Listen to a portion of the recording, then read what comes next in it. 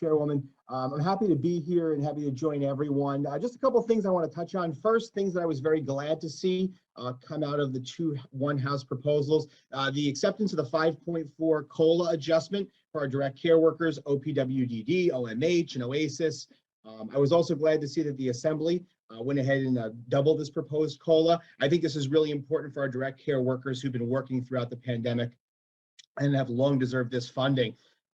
I also am glad to see the provided funding for crisis intervention services teams, the acceptance of the increased funding for psychiatric beds, and the acceptance of the executive budget proposal to increase funding for the Joseph P. Dwyer program at $7.7 million. So I think those were all big wins.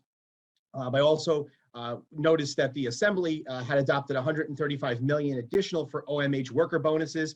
I think that's something that the Senate should definitely consider because those folks, I believe, are as worthy of any and being recognized for their strong work.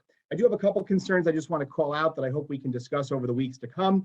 The fact the Senate and the Assembly merely extend Kendra's law and did not strengthen the law or make it permanent is something that I believe that we need to be discussing further.